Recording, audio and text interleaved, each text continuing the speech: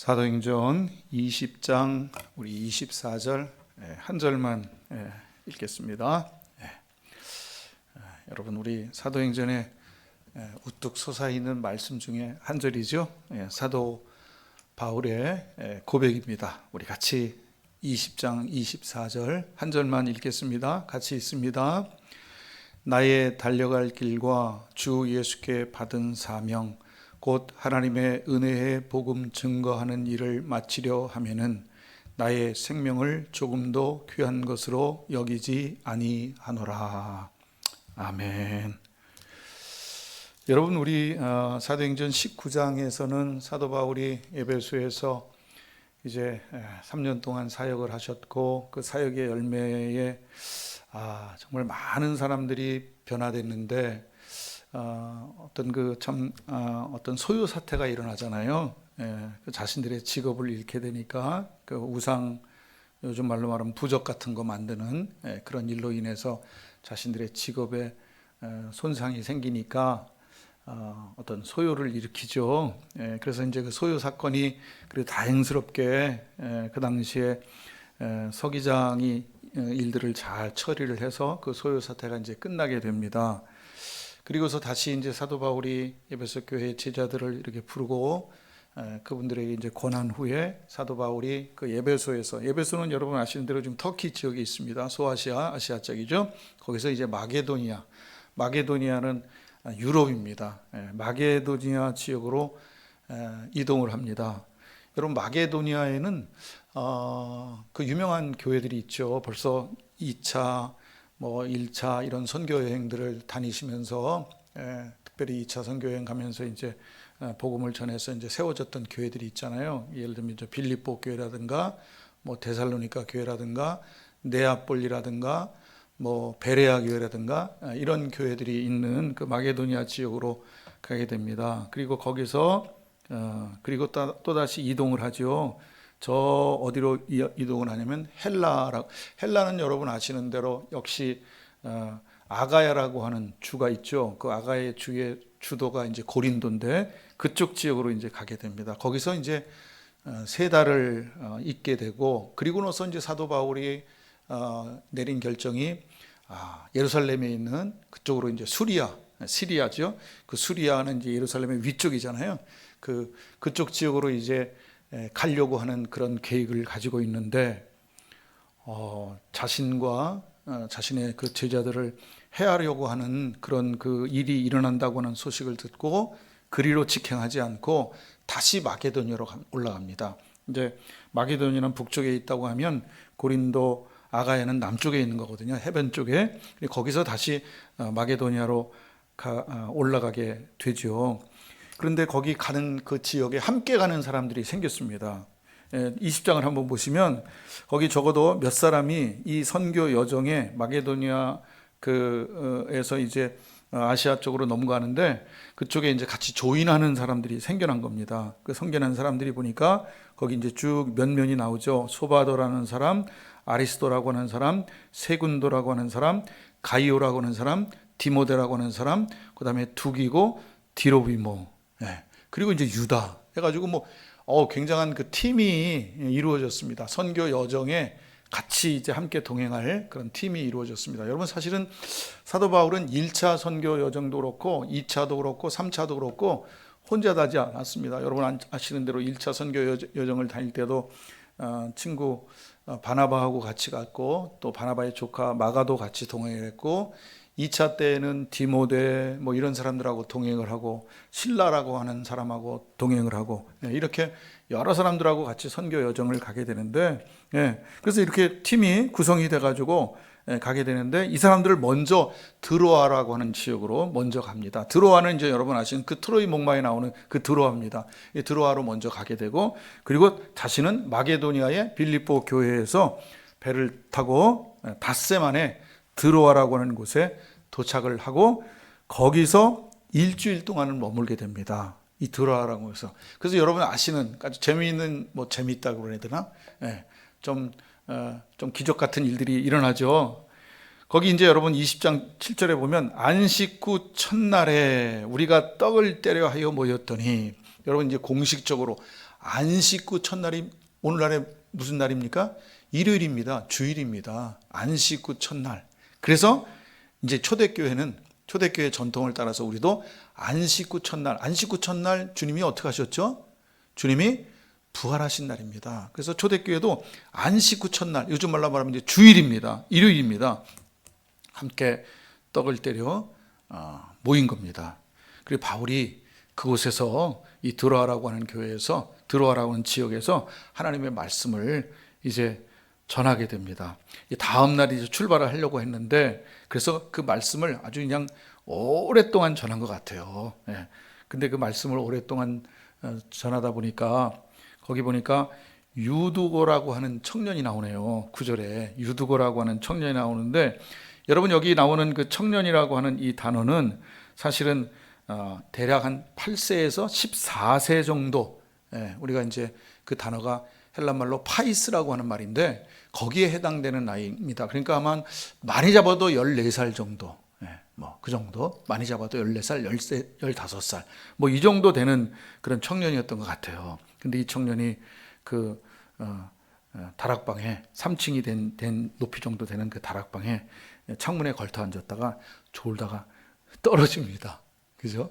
땅 그 바닥으로 떨어져요. 그래서 내려갔는데 보니까 죽은 줄 알았는데 죽었다, 뭐 이렇게 되잖아요. 그랬더니 바울이 내려가가지고 그 유두고라고 하는 청년을 이렇게 안고서 엎드립니다. 그리고 그 몸을 안고 그러면서 얘기합니다. 떠들지 말아라. 생명이 저에게 있다 하고서 유두고라고 하는 청년을 살려내는 그런 기적적인 일이 바로 이 드로아라고 하는 곳에서 일어난 사건입니다. 하나님께서 이 아이를 다시 살려줬고, 그 일이 회자가 되어서 같이들 그 일로 인해서 또 여러 가지 이야기를 나누는, 그리고 나서 사도 바울이 이 드로아에서 떠나서 배를 타고 어디를 가냐면 거기 보는 대로 아소라고 하는 지역, 그 다음에 미둘레라고 하는 지역, 기오, 사모, 그리고 밀레도라고 하는 지역까지 이제 쭉 배를 타고, 하루씩 배 타고 또 하루 배 타고 또 하루 배 타고 이렇게 하면서 쭉 내려가는데 에베소를 지나칩니다. 왜냐하면 에베소를 지나쳐서 밀레도라고 하는 지역까지 간 이유는 빠른 시간 안에, 16절에 보면 이렇게 나오죠. 하반절에 보면 16절 제가 읽어보겠습니다. 바울이 아시아에서 지치지 않기 위하여 에베소를 지나 행선하기로 작정하였으니 이는 될 수 있는 대로 오순절 안에 예루살렘에 이르려고 급히 내려간 겁니다. 그래서 가서 밀레도라고 하는 지역에서 자기가 3년 동안 목회했던 그 에베소 교회의 장로님들을 초청을 합니다.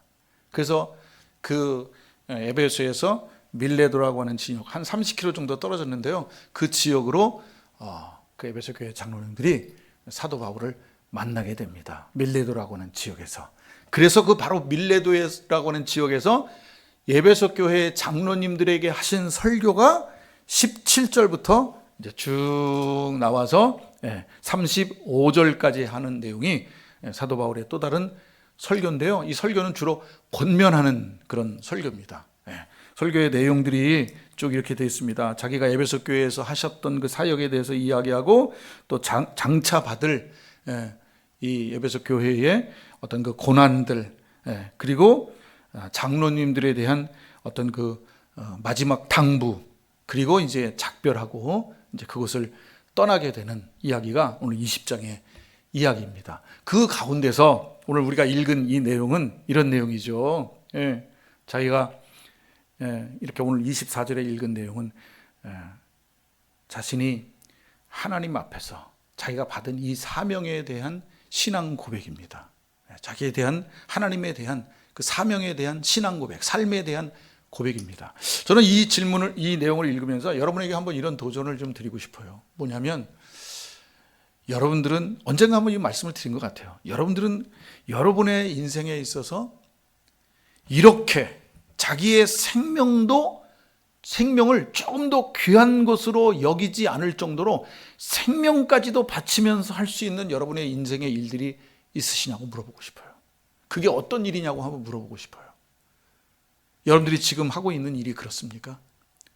아니면 여러분들이 하고 있는 무슨 뭐 아버지의 역할, 어머니의 역할, 또는 남편의 역할, 아내의 역할, 또는 여러분들이 지금 갖고 있는 이 교회를 통해서 받은 그 직분들 여러 가지 있잖아요. 주님을 통해서 받은 뭐 집사의 직분, 뭐 여러 가지 일들이 있을 텐데, 여러분들 인생에 있어서 이렇게 사도 바울이 이 얘기잖아요. 복음을 증거하는 일을 마치려 하면은, 복음 증거하는 일에 있어서는 나의 생명을 조금 더 귀한 것으로 여기지 않겠다. 야, 정말 멋진 그런 사명 아닙니까? 멋진 사명 아니에요? 여러분들의 여러분의 인생에 있어서 이런 사명들이 있으세요? 아마 여러분 이런 사명을 가졌다면 아마 사는 데 있어서 정말 행복하게 할 수 있을 것 같아요.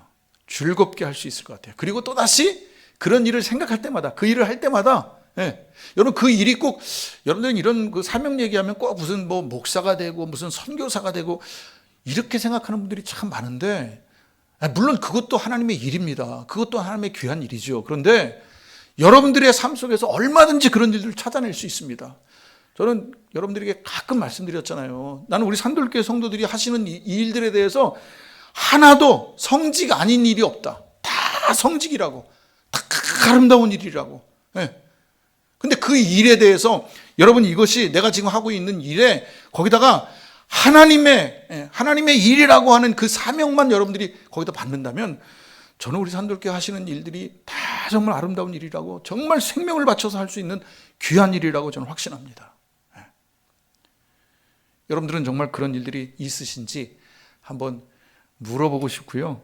이 사도행전을 쭉 같이 이렇게 말씀을 나누면서 여러분들 그런 일들을 좀 한번 이렇게 마지막 하나님 나라 부름 받는 그 순간 전까지 그런 일들을 좀 찾아내고, 또 그런 일들에 대해서 여러분들 의미를 부여하면서 그렇게 살아갈 수 있는 여러분의 삶이 될 수 있기를 정말 간절히 기원을 드립니다. 여러분 영국의 유명한 청교도면서 그 리차드 백스터라고 하는 1600년도에 사셨던 그런 그 청교도시면서 신학자면서 설교자, 목회자였던 분이 있습니다. 이분이 The Reformed Pastor라고 하는 그런 그 목자상, 개혁된 목자상, 목회자 이런 책을 쓰셨는데요. 그분의 책 가운데 이런 것을 제가 좀 잠깐 인용을 하겠습니다. 이분이 하는 그 사역에 대해서 이렇게 질문을 던지고 또 이렇게 답을 하고 있습니다. 제가 한번 인용해 보겠습니다. 주님이 그들을 위해 죽었는데, 사람들을 위해 죽었는데, 리차드 백스터, 너는 그들을 돌보지 않으려 하느냐? 그들은 내 피로 살만한 가치가 있는 존재들인데 너의 수고를 드릴 만큼 가치가 없단 말이냐? 나는 길 잃은 자를 찾아 구원하기 위해 하늘에서 이 땅에 내려왔다. 그런데 너는 그들을 찾기 위해서 이웃집이나 거리 또는 이웃 마을에 가지 않으려느냐?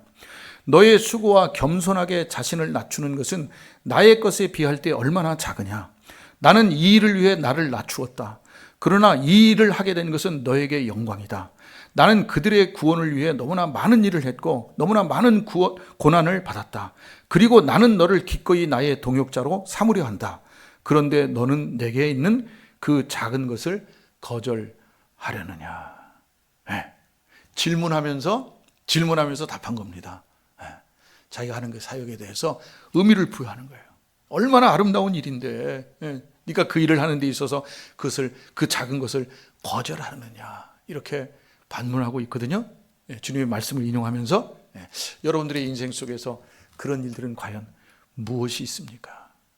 이번 우리 사순절 기간을 통해서 하나님과 나와의 관계 속에서 또 주님의 그 인생의 그 33년의 인생을 그 고난의, 특별히 3년의 그 고난의 과정들을, 특별히 그 고난의 과정들을 쭉 한번 생각해 보면서 여러분의 인생에 주님으로 인해서 여러분이 하시는 모든 일들이, 하시는 그 특별한 일들이 거기에 정말 내가 생명 바쳐가면서 마지막까지 살 수 있는 그런 일들인가, 한번 그런 것들을 발견하고 찾는 그런 이 사순절 기간이 될 수 있기를 기원을 드립니다. 오늘 이 말씀 속에서 사도 바울은 에베소에서 복음을 전할 때 자기는 그 생명을 드렸기 때문에 이렇게 했다는 거예요. 여러분 19절을 한번 보세요.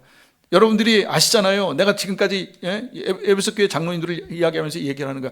내가 첫날부터 지금까지 여러분하고 3년 동안 같이 하면서 어떻게 행했는지 아시죠? 자기가 생명 바쳐서 했다는 거야. 그런데 그게 뭐냐 이런 거잖아. 19절에 모든 겸손. 여러분 이 모든 겸손은 정말 겸손하게 했다는 거예요. 그걸 강조하는 겁니다. 모든 겸손. 그 다음에 모든 눈물, 최선을 다해서 했다는 얘기입니다. 겸손하게 했고요. 눈물을 흘리면서 최선을 다해서 얘기했고요. 여호와의 관계를 인하여 당한 뭘 참았어? 모든 시험을 참았고요. 그리고 주님을 섬기고, 그리고 모든 유익한 것은 뭐든지 전하고자 했다는 거예요. 그리고 여러분 이렇게 결론을 내리죠. 21절 다 같이 한번 읽어볼까요? 21절 같이 읽겠습니다. 시작. 유대인과 헬라인들에게 하나님께 대한 회개와 우리 주 예수 그리스도에 대한 믿음을 증거한 것이라. 여러분 또다시 나오죠. 또다시 나오죠. 뭐를 했다고요? 뭐에 대한 믿음을 증거한 거라고요? 예수님이 뭐다? 주님이다. 예수님이 뭐다? 그리스도다. 이거 자기가 끝까지 정말 지금까지 그렇게 달려왔고 다니는 곳마다 그거 얘기했고, 당신들 아시잖아. 내가 3년 동안 여러분 목회하면서 여러분들에게 전한 거 겸손하게 했고요. 많은 눈물을 흘리면서, 그 다음에 시험을 참아가면서, 그리고 유익한 건 뭐든지 가르치는데 그 가르침의 내용이 뭐냐? 예수님이 우리의 인생의 뭐다? 주인이다. 예수님이 나의 죄와 죽음 문제 해결해 주신 구원자 그리스도다. 그거에 대한 믿음을 증거한 거다. 그리고 더 나아가서 이 귀한 복음을 증거하는 데 있어서는 내 생명을 조금도 아끼지 않겠다. 부족함이 없다. 오직 그거 하나만을 위해서. 여러분 한번 궁금하지 않아요? 도대체 이게 뭐길래 이분은 이런 거 하나 가지고도 이렇게 생명을 바쳐가면서 할 수 있었는가? 이거 하나 때문에 참았고, 이거 하나 때문에 시험을 견뎠고, 이거 하나 때문에 여러분 눈물 흘렸고, 이거 하나 때문에 모두게 정말 겸손하게 했던 그 놀라운 복음의 이 귀한 메시지, 이 능력, 여러분들의 인생에 이것만 부여가 된다면, 여러분이 지금 하고 있는 일에 예수 그리스도라고 하는 이 사실만, 이 복음과 이 믿음만 여러분의 삶에 부여가 된다면, 거기에 정말 덧입혀진다면 여러분이 지금 하고 있는 일 너무나 값진 일이 될 것을 확신합니다. 오늘 주신 말씀 다시 한번 묵상하면서 이 사순절 기간을 지내도록 하겠습니다. 우리 같이 기도하죠. 오늘 주신 말씀들을 생각하면서 도대체 사도 바울은 죽으러 가는 건데도, 환난 받으러 가는 건데도, 고통 받으며 가는 건데도 생명을 조금 더 귀한 것으로 여기지 않겠다. 도대체 그분이 붙잡은 건 도대체 뭔가? 이게 도대체 뭔가? 여러분 한번 이런 질문 던져가면서 여러분의 인생 속에서도 예수가 그리스도라고 하는 복음으로 여러분의 인생을 살아낼 수 있는 우리 모두가 될 수 있기를 정말 하나님 앞에 기도하면서 그렇게 하루를 경건하게 시작하도록 하겠습니다. 우리 같이 기도할까요?